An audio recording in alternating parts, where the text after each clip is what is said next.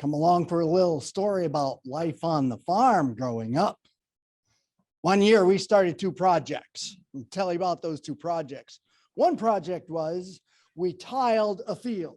What that means is you dig these really deep 6-foot trenches all along the field, and then they lay these tiles down and they connect them to the ditch.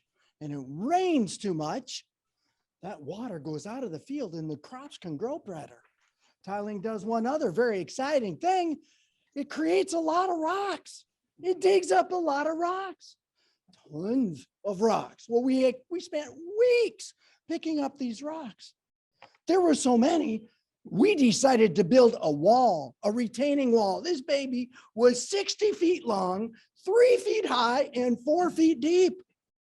On the end of it, we crafted some flower gardens, rose gardens. And Mom loved roses. She decided to plant roses, and she did. And we had red and yellow and pink roses for about 6 weeks. And then they all became brown roses. Mom wasn't very good at growing roses. Thankfully, Grandpa stepped in and he helped grow really beautiful roses. And at the end of about 3 to 5 years, this thing was beautiful, multicolored rocks, rose gardens on the other end. The other project that we started was sheep. We brought in, Dad said, we're going to start growing sheep, raising sheep, and a little at a time. And then after a time, we had a decent herd. I learned 2 things about sheep. They're really good with wool, and they're great with meat. Mutton is really good. I learned one other thing. Sheep are incredibly stupid. Those dumb animals, they're so hard to herd.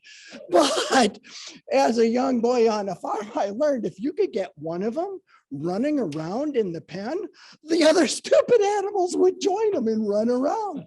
One day, I forgot to close the gate, and these animals charged out. It took the whole family over an hour to gather all these animals and finally get them back into the pen. I am grateful that nobody thought to ask the question, what idiot let out the sheep? I learned one other thing about sheep that day. They love to eat roses. All of them. There wasn't a rose petal left.